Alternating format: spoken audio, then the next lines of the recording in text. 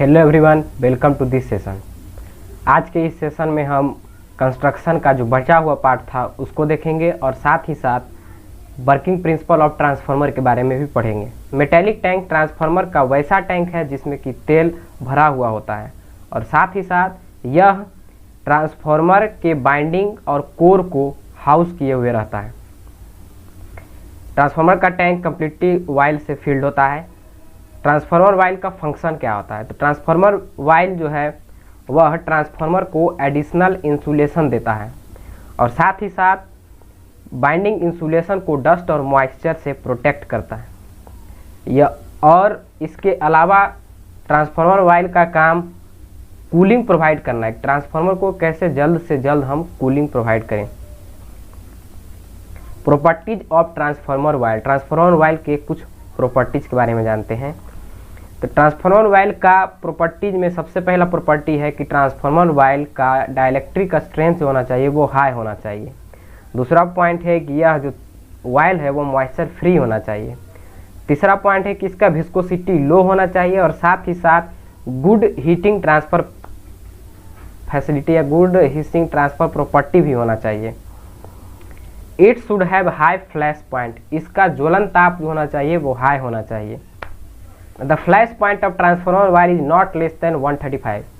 तो ट्रांसफार्मर का तेल का जो फ्लैश पॉइंट है वह कम से कम 135 डिग्री होना चाहिए, उससे कम नहीं होना चाहिए।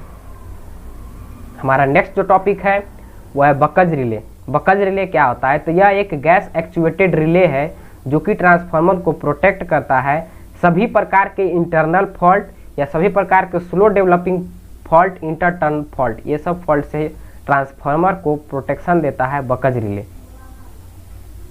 यह फॉल्ट को सेंस करता है। यह देखिए बकज रिले का फिगर है। यहाँ पर जो स्विच लगा हुआ होता है वो मरकरी स्विच होता है। वैसे ये आप अगले सेमेस्टर 5th सेम के स्विच गियर प्रोटेक्शन में आप इसके बारे में डिटेल से पढ़ेंगे। अगला मेरा टॉपिक जो है वो है कंजर्वेटर की। कंजर्वेटर क्या होता है? तो कंजर्वेटर एक स्मॉल एक्जुलरी टैंक है जो कि ट्रांसफार्मर के ऊपर माउंट किया हुआ रहता है, जो कि सिलेंड्रिकल शेप में होता है और यह ट्रांसफार्मर से डायरेक्टली पाइप के थ्रू कनेक्टेड होता है। कंजर्वेटर का फंक्शन। तो कंजर्वेटर ट्रांसफार्मर में वाइल के लेवल को मेंटेन किए हुए रहता है। जब ट्रांसफार्मर हीट होना शुरू हो जाता है तो वहाँ पर तेल का एक्सपेंशन होता है। एक्सपेंशन होने के कारण जब तेल का एक्सपेंशन होगा तो उसका वॉल्यूम बढ़ेगा। वॉल्यूम बढ़ने के कारण जो एक्स्ट्रा वाइल टैंक में हो जाता है वह वाइल टैंक से निकलकर कंजर्वेटर टैंक में चला जाता है। लेकिन जैसे ही ट्रांसफार्मर ठंडा होता है तो तेल जो है वह भी ठंडा होता है। जब तेल ठंडा होता है तो वह कॉन्ट्रैक्ट करता है, सिकुड़ जाता है। सिकुड़ने के कारण उसका वॉल्यूम घटता है, जिसके कारण ट्रांसफार्मर के टैंक में वाइल का लेवल जो है वो कम जाता है। तो उस वाइल के लेवल को फुलफिल करने के लिए कंजर्वेटर से वाइल आता है और फिर ट्रांसफार्मर के टैंक को जितना भी रिक्वायरमेंट उसको तेल का है उसको वह फुलफिल कर देता है। यह देखिए कंजर्वेटर टैंक का फिगर है। यही पाइप के थ्रू वह मेन टैंक से जुड़ा हुआ रहता है। ये साथ में ये ब्रीदर लगा हुआ है, ये आगे बताएंगे। अगला टॉपिक वही होगा ब्रीदिंग इन ट्रांसफार्मर। हमारा next topic breathing in transformer है। इसमें क्या होता है कि ट्रांसफार्मर भी सांस लेता है। एक तरह से कहिए तो ट्रांसफार्मर भी सांस लेता है। जब तेल गर्म होता है जिसके कारण वो एक्सपैंड होता है। एक्सपैंड होने के कारण जो भी तेल में गैस या एयर मौजूद होता है वह गर्म होने के कारण जब वो वेपोराइज हो जाता है तब वह ट्रांसफार्मर से बाहर निकल जाता है। लेकिन जैसे ही ट्रांसफार्मर का वाइल ठंडा होता है या ट्रांसफार्मर ठंडा होता है तब उसको हवा की ज़रूरत होती है, तो वह हवा को अपनी अंदर की ओर इनहेल करता है या अपने अंदर की ओर खींचता है। तो इसमें देखिए वह हवा को बाहर भी निकाला और अंदर भी खींचा। यही प्रोसेस को हम ब्रीदिंग ऑफ ट्रांसफार्मर करते हैं। हमारा इसी में नेक्स्ट पॉइंट है कि जब यह हवा को अपने अंदर लेता है, एयर को जब अपने अंदर लेता है, उस समय अगर हम प्रिकॉशन नहीं बरते तब क्या हो सकता है कि हवा में तो मॉइस्चर और डस्ट दोनों होता है। अगर दोनों तेल में आकर मिल जाएगा तो तेल में आकर मिलने के कारण तेल का जो डाइलेक्ट्रिक प्रॉपर्टी है वह घट जाता है, जिसके कारण क्या होगा कि तेल तेल का डाइलेक्ट्रिक प्रॉपर्टी घटेगा तो तेल का जो फंक्शन है वह प्रॉपरली नहीं कर पाएगा। तो तेल में या ट्रांसफार्मर में कैसे हम मॉइस्चर फ्री एयर को आने दें, उसके लिए हम ब्रीदर का उपयोग करते हैं। तो अगला हमारा जो है वो ब्रीदर है कि ब्रीदर क्या होता है, क्या है। तो ब्रीदर एक छोटा सा एपरेटस है जो कि ट्रांसफार्मर से जुड़ा होता है वेंट के थ्रू, और इसमें जो मटेरियल हम यूज करते हैं वो डाइहाइड्रेटिक मटेरियल होता है जो कि सिलिका जेल होता है, और साथ ही साथ इसमें कोबाल्ट क्लोराइड भी मिला हुआ होता है। इसका काम बस इतना होता है कि जो बाहर से हवा आ रहा है, जो बाहर से हवा ट्रांसफार्मर के अंदर की ओर आ रहा है, उसको मॉइस्चर फ्री और डस्ट फ्री बना दें, जिसके कारण कि यह जब तेल में जाकर मिले तो उसके डाइलेक्ट्रिक स्ट्रेंथ के साथ किसी भी तरह का कोई भी छेड़छाड़ ना करे। जब सिलिका नया जब होता है, जब फर्स्ट टाइम सिलिका जेल को इंट्रोड्यूस करते हैं ब्रीदर में, तो उस समय जो जेल का कलर होता है वो ब्लू होता है, और जब यह मॉइस्चर को ऑब्जर्व कर लेता है, जब यह वेट हो जाता है, भींग जाता है, तब इसका जो कलर हो जाता है वो वाइटिस्ट पिंक हो जाता है। ये देखिए ब्रीदर का फिगर है, यहीं पर जो यह तो ब्लू कलर दिख रहा है वह सिलिका जेल है, और जो वाइट हो गया मतलब ये सब सिलिका जेल बर्बाद हो गया है, खराब हो चुका है। ये सब सिलिका जेल मॉइस्चर को ऑब्जर्व कर लिया है। अब हमारा जो नेक्स्ट टॉपिक है वो है बुशिंग। तो बुशिंग क्या होता है?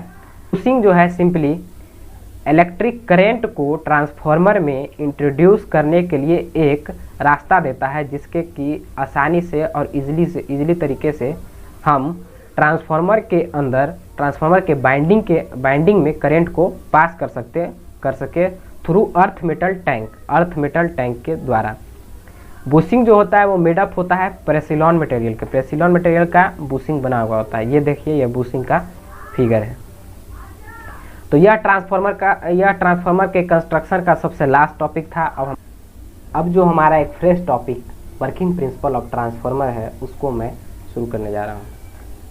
तो नेक्स्ट टॉपिक हमारा है working principle of transformer Faraday's law of electromagnetic induction पर वर्क करता है। यह इसका जो प्रिंसिपल है, वर्किंग प्रिंसिपल है, वो Faraday's law of electromagnetic induction है।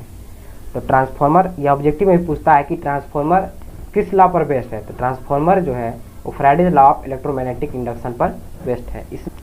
अब देखिए कि इसमें होता क्या है आखिर, कि जब हम अल्टरनेटिंग वोल्टेज को प्राइमरी या सोर्स साइड में देते हैं तो वहाँ पर एक अल्टरनेटिंग फ्लक्स का निर्माण होता है, और यह फ्लक्स प्राइमरी कॉइल से लिंक करता है, लिंक कर एक ईएमएफ प्रोड्यूस करता है, जिसको कि सेल्फ इंड्यूस ईएमएफ कहते हैं। मतलब जो खुद में प्रोड्यूस होता है उसको हम सेल्फ इंड्यूस ईएमएफ कहते हैं। तो प्राइमरी कॉइल में सबसे पहले खुद में इसका ईएमएफ इंड्यूस होता है, जिसका वैल्यू की E1 होता है, इसको हम सेल्फ इंड्यूस ईएमएफ कहते हैं। और फिर वही फ्लक्स सेकेंडरी साइड में जाकर लिंक करता है, तो इस लिंकिंग को हम म्यूचुअली इंड्यूस ईएमएफ कहते हैं। इस लिंकिंग के थ्रू जो ईएमएफ बनता है उस ईएमएफ को हम म्यूचुअली इंड्यूस ईएमएफ कहते हैं। अब जब सेकेंडरी साइड में अगर लोड कनेक्टेड रहता है तो वह यह ईएमएफ के थ्रू जो भी करंट प्रोड्यूस होगा वह लोड के थ्रू पास कर जाता है। अगर ओवरऑल यही इसका वर्किंग प्रिंसिपल था। अब इसका थ्योरी हम देख लेते हैं कि क्या क्या लिखा हुआ है।